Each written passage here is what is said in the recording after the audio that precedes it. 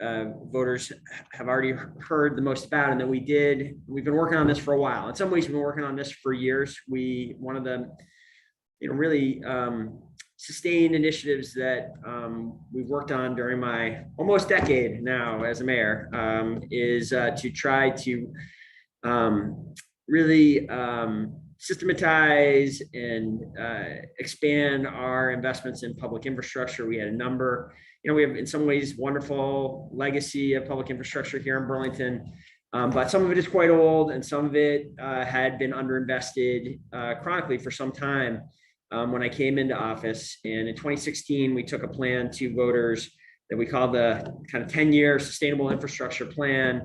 It was an initial kind of $50 million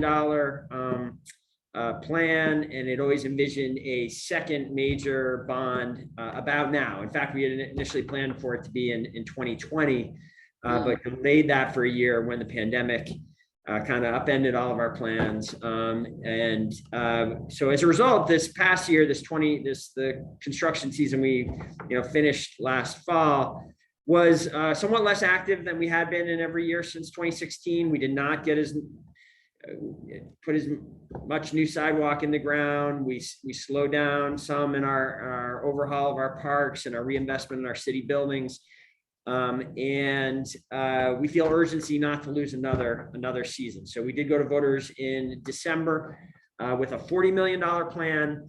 And 57% of the voters, more than 57% of the voters supported that. But that didn't reach the 2/3 threshold that our charter requires, the 2/3 supermajority for bonding. Did you have that as well? Is that a? We do not, actually. I was interested when I learned that about Burlington. Yeah. So, there are many ways in which the Burlington charter,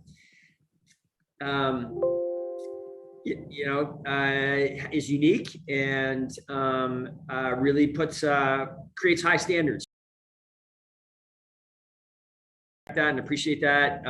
We've met this standard before, and I'm hoping that the proposal we are bringing forward this time, which is substantially sharpened and tightened up in a number of ways, which I could go through. And actually, if I do have the ability to share a screen here, I can put up this chart. I think I do. Are you seeing that? Yeah, I can see this. Okay, so it starts with local match for grants is the first row. Is that what you're saying? Yep. Okay. Yeah. So this is our revised plan, and maybe I'll make it a little bit larger so people can. Hopefully that's pretty visible. That's great. This is so about 40% of the December plan has been removed. There's really kind of two big reasons we were able to make that change. One of the things that we heard from voters is that our proposal for setting aside $10 million to address the very serious issues at Memorial Auditorium didn't have enough detail in it. It didn't have enough specificity about exactly how we were going to deploy that money. And people, and I understand that with this and really in many ways agree with it, didn't want to commit that $10 million until we know what is going to happen with this very uncertain situation with the Burlington High School. There is a big question mark hanging out there over the community about how much the new high school is going to cost. We had already approved a $70 million ballot item a couple of years ago, but that was before the PCBs were discovered at the high school and before there was really a need to shift entirely to a new structure, which is what we're headed towards now. So with that question mark headed out there, we had kind of talked with voters about this, that we would spend as little of that 10 million as possible until we did know definitively what was going to happen with the high school, but that was not fully satisfying to people. This really kind of locks that in, and it limits the spending on Memorial Auditorium. It's the last row there, if you can see it, to $1 million. That's going to allow us to keep the building standing, basically. It will allow us to keep the heat on and keep the building from deteriorating dramatically structurally if we were to let it go completely cold and stop operating a sprinkler system in the building. And we will use that time. We are actively working again. We had stopped our work on Memorial Auditorium during the teeth of the pandemic, but we have a team working on this again now. And so we're going to use this time to figure that out. The other way in which this item has been reduced is largely, you can see it primarily in the streets and bridges line there, where we went from having almost $4 million planned to about half that, 2 million. That we are now, what that is a reflection of, in part, in addition to hearing voters that they're concerned about the price tag here, we also have greater clarity now than we did back in November, December, about how the federal infrastructure bill is going to work. We are increasingly confident that some of the bridge projects, at least, that we had planned for the next few years, and we have several, including, I think we are planning on spending some money on the one between our cities a little bit, but very exciting. But it's primarily some other smaller bridges. We're now pretty confident that there will be some federal support for that. So that item has been reduced. We have taken similarly some money out of the transportation safety improvements because we're more confident that there will be federal funding for some of those investments. The, I guess, top line message that I want to get back to, that I hope people are clear on as they're going and voting this time, is that the heart of this proposal now is critical money. Like you, it sounds like in public safety infrastructure, we have 3 very old fire engines that it's time to replace. We also, if we're going to succeed at securing some of these federal funds, need to provide a local match. And so it would really be kind of, I think, problematic thinking. We wouldn't really be saving money if we are giving up some of these opportunities to go out and secure federal support to cover some of these infrastructure pieces. That's a substantial chunk of this bond as well, about $4 million of it, almost 20%. And then the rest of it is really, I think, what most voters would agree is sort of core infrastructure spending on sidewalks, where we have a big hole that we're climbing out of. We had underinvested in sidewalks for a long time. We've been doing much better for the last 5 years. If people want to see us continue to make that progress, we need this. The other, in addition to sort of understanding that this is really core infrastructure and public safety investment, another thing that I hope people really grapple with is the cost. I think, Bonnie, you hear a $23 million, almost $24 million number, and that sounds enormous. The impact on the average Burlington household, property tax paying household, will be about $7 a month for when this is at its peak, when this bond is fully drawn down. And then I think a final really important point for the people who still say, yes, we understand this is important, but we're worried about the high school. I understand those concerns. And with this reduction in spending, as well as some of the other policies and constraints on city spending that are in place, is voters can vote for this and they can be confident that there is substantial additional capacity within the responsible borrowing limits that the city has set formally through a debt policy that's sort of been vetted and essentially, it has been accepted in a positive way by our credit rating agencies. There is a lot of untapped capacity here for an expanded high school plan. We are reserving well more than 50% of the overall combined capacity, which is something we've done here, Mayor, in Burlington, and we've sort of set a combined borrowing capacity between the city and the school district. We are reserving well more than half of that borrowing capacity for the school district. So, it's challenging to meet all of these needs, but we're working closely and in a coordinated way over a sustained period of time to try to ensure that both entities, that we do both. We need to be a city that has outstanding schools infrastructure, but that also has sidewalks that elderly residents don't trip and fall and hurt themselves on, that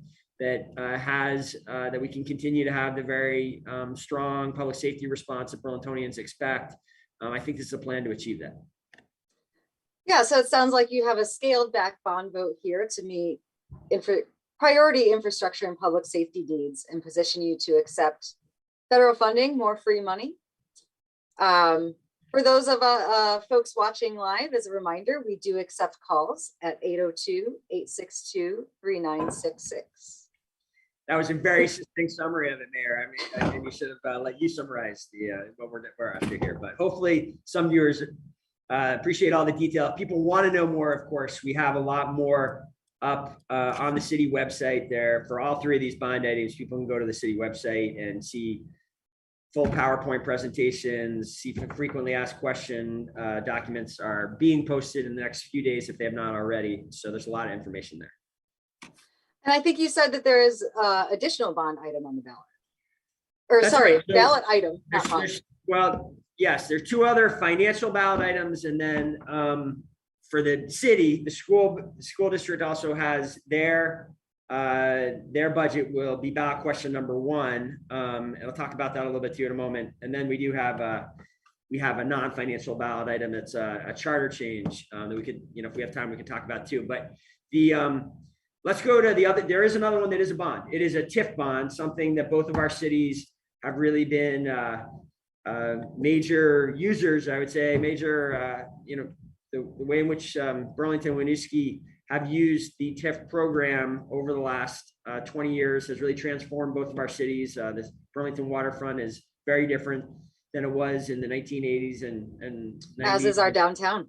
And as is your downtown, exactly. So essentially what we want to do, that's a helpful history to remember, in that the kind of transformational efforts that have taken place on the Burlington waterfront and the Winooski downtown and the St. Albans downtown have only been possible with the Tiff program. We have the same opportunity for the Burlington downtown and the Main Street corridor. We are putting before voters the opportunity to vote yes on essentially a $30 million plan to upgrade all 6 blocks of Main Street from Memorial Auditorium to the train station.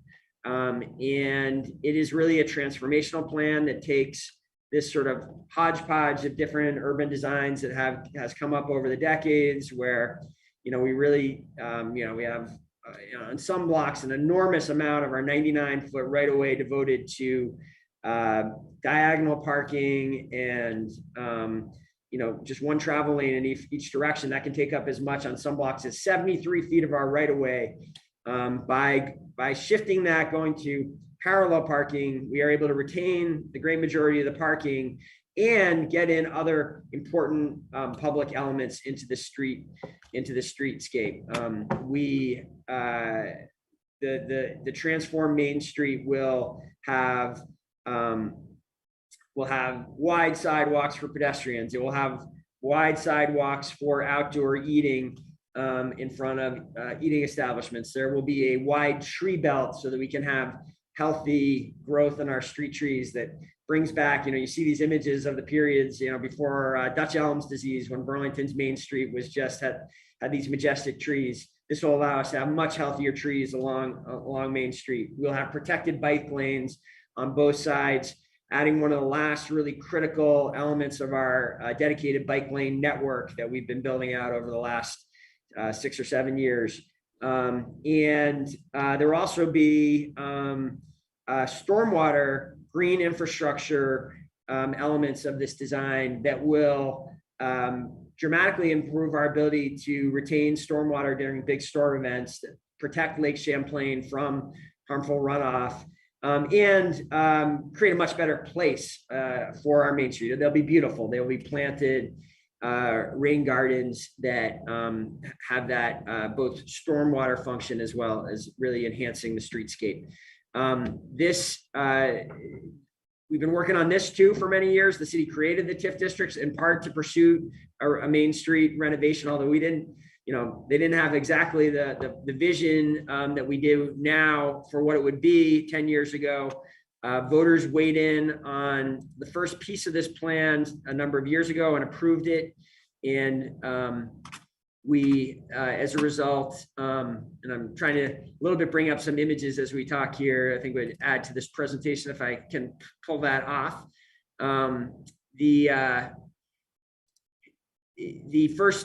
The people will remember that we did a major overhaul of St. Paul Street, the sort of lower 2 blocks of St. Paul Street a couple of years ago. This is a similar overhaul, but even more transformative on Main Street. On an important corridor. A key corridor. And again, because of the nature of the TIF program, people can vote yes on this and be confident that there will be no impact on their property tax rate. That's right. The TIF is an investment tool where the revenue generated from the growth and development actually pays off the debt over time. So we had a very successful use of that tool, as you mentioned earlier. And are your TIF districts in totally in good shape now financially? Yeah, we're on track to close ours out in 2024, which is very exciting. And after the debt is paid off, then new revenue comes into the city, which is another great aspect of the program. Yeah, we are on track for the waterfront TIF district to be paid off as well in, I think, 2025. And that will start to change maybe some of the, there is some controversy around the TIF program. There's some sense, and I think there's a healthy and fair debate over what the impact of the TIF program is on the education fund, on the rest of the municipal budget. What will be exciting in Winooski, it sounds like in just a couple of years, and then 1 year after that in Burlington, is for the first time these TIF districts will be kind of expiring, and there will be this dramatic infusion of new revenues into the ed fund and into the into the municipal budgets. That's, the program hasn't been old enough in some ways, especially as Burlington has extended its TIF program a couple times. I'm responsible for one of those extensions, but my predecessors as well. So there's been a delay in the completion of these TIF districts. But it might start to change. I think it will be a really welcome thing that will be newsworthy when that happens, and we're getting close to that. Definitely. I do have these images, Mayor Lott. I'll just let's see. This is let's see. Are you seeing a view of Main Street from? Yeah, absolutely, with the trees and the wide sidewalks and everything. Protected bike lane, it looks like. Yep, there's protected bike lanes on both sides, dedicated in each direction in this vision. What I don't have set up here, but maybe people who know Main Street well can picture this. You can see City Hall in the background here. This is the block just west of that, with the old Armory on the right side, the comedy club, and the Nordic North Star Sports on the other side of the street there. And if you can picture that block in your mind's eye, it's almost all asphalt right now between the sidewalks. It is diagonal parking with huge backup lanes on both sides of the street. This gives a sense of just how much more, how many other functions we could achieve in this valuable public right of way. It's the only right of way that this. I think there's one other, but most of our right of ways are between 45 and 60 feet wide. This is 99 feet wide, and it really does create the opportunity for placemaking.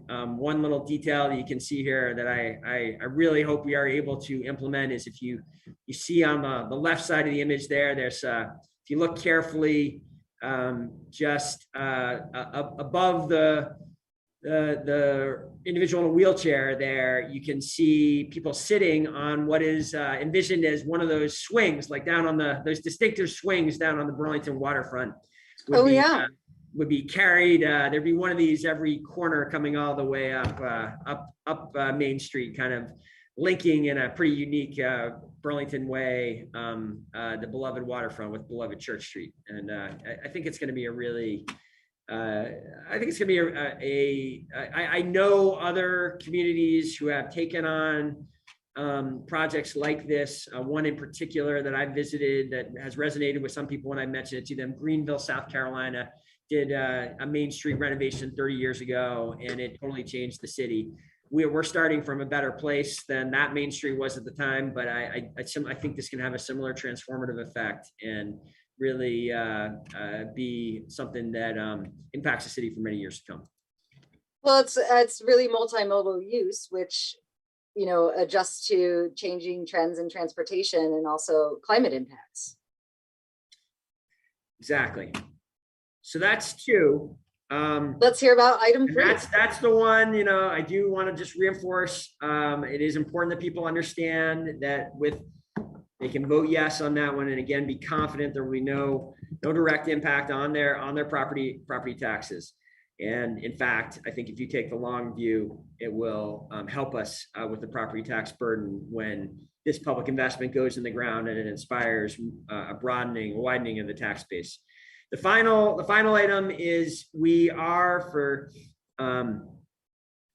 the first time we're doing something that I have only done with great restraint. I think this is the third time in the 10 years that we have come forward and we are requesting a increase in the general city tax rate.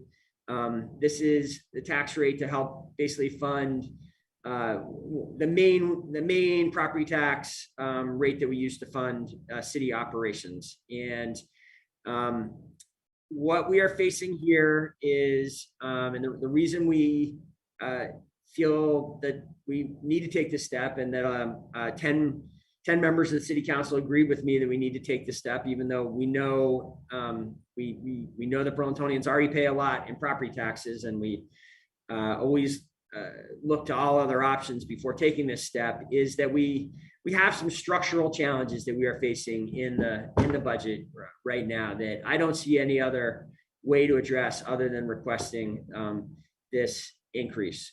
The big issue that is really driving this, there's sort of 3 challenges that we are dealing with in this budget. I'd be interested to hear, Mayor Lott, if you feel like you're looking at similar challenges. First of all, we have a lot of non-property tax revenue sources, many of which took a major hit during the pandemic, some of which have been slow to recover, and there's still a fair amount of uncertainty about them. In particular, we have very substantial waterfront revenues that did not come back last summer, and there's uncertainty about next summer. The biggest issue is that we are facing, as I think the entire economy is facing, as the entire world is facing for the first time in a long time, very serious inflation. We have a couple years of inflation that behind, in the last few years have been inflationary period. We are in the middle of negotiating collective bargaining contracts with our employees who have had to experience that inflation, and we need to do right by our employees and work with them through that collective bargaining system. And then we also we did learn, like I think most communities, we did learn some things, see some things differently during the pandemic, have made some new equity commitments using federal funds initially in the current year budget, but these are equity commitments that we intend to extend over, that we want to be building into our kind of structural budget, if you will, and make them into long-term commitments. In particular, these are new equity commitments in a number of areas, and the largest area, our biggest change has been a pretty substantial increase in our investment in racial equity and racial justice initiatives. So those are the 3 challenges, the 3 solutions that we've worked through, and it makes sense that we think our way through this challenge, and the city council essentially blessed on Monday, is 1, we are using some of our ARPA funds to create substantial revenue replacement reserves. So we are budgeting, assuming the revenues are going to come back to pre-pandemic times over the next couple of years. If they don't, we will use ARPA funds to fill in the gaps until they do, which was one of the explicit things ARPA funds could be used for. Our second kind of major strategy is we are also going to use these federal funds to phase in some of these new equity commitments. Again, consistent with the legislation, where we are trying to help communities that were clearly impacted by the pandemic, where we are helping with economic recovery efforts, where we're addressing some of the inequities of the pandemic. Using the federal funds in this way is to phase them in. I think makes it, it's something we've done many times before with something that a lot of people remember. Just a few years back, we were working to increase the size of our police department. We got federal grants that allowed us to initially expand the size of the department, and then over several years, we took on more and more of the local costs. Essentially, we're proposing to do something different, similar with this budget. And then finally, the final piece of that is there's still about a $2 million, a little more than $2 million gap projected in the upcoming budget. And we are proposing a 4-cent tax increase, tax rate increase to address that. Two points I want people to hear. I hope people hear me out on as they consider that. And then go back to you, Mayor. One, we are fortunate to be able, this doesn't happen very often, but because we just went through this painful reappraisal process here in Burlington, and because of what is going on with the health of the Ed Fund, in part because of other, I think, pandemic related new revenues, the school district will actually be bringing forward, they have brought forward a ballot item that will result in a 7% tax decrease on the school, the Ed Fund side of the property tax bill. So that means, since the schools make up about 70%, the Ed Fund makes up about 70% of the tax bill that Burlingtonians get, that even though they could vote yes on the municipal bill, on the municipal increase this year, and still see their tax bill go down. The other piece, I do try to remind people, urge people to see the kind of long view here and understand that, you know, for a decade, it has been a real priority of my administration to recognize, to work with the fact that Burlington is a property tax burden community, to keep our property rate increases below the rate of inflation. And if you look at that 10-year record, we have done that. We have been well, even with this increase. If you compare the increases in the consumer price index to the increases in the tax rate over that period, the inflation has been considerably higher. So that's been the metric that we've been focused on, and been fortunate in the past. People have supported that logic. I hope they will do so again this time.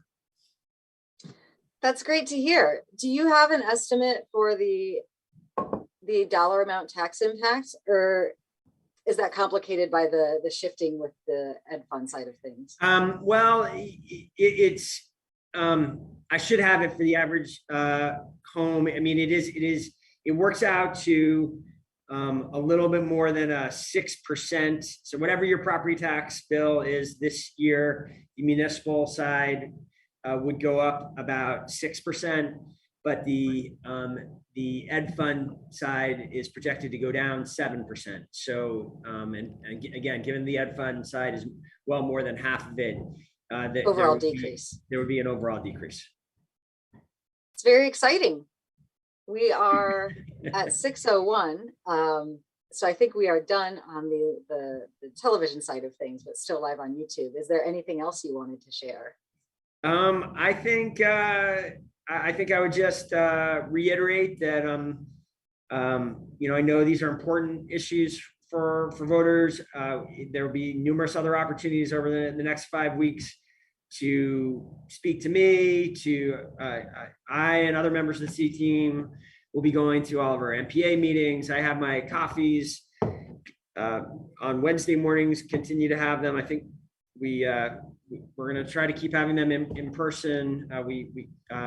Through this period. So on Wednesday mornings at the Bagel Cafe, people can come and speak to me directly, ask questions about these or other city matters. And again, if you go to burlingtonvt.gov, there will be lots of additional information about each of these items there. And I appreciate Burlington voters considering these and seriously considering supporting all three items. Well, thank you, Mayor Weinberger. And thank you, viewers, for tuning into Town Meeting TV's ongoing coverage of local community candidates, budget and ballot items. You can find this in more forums at www.ch17.tv. Don't forget to vote on or before the first Tuesday in March, town meeting day, March 1st, 2022. Early voting by mail is available by contacting your town clerk's office. Polls will also be open from 7 a.m. to 7 p.m. on town meeting day. Thank you for watching.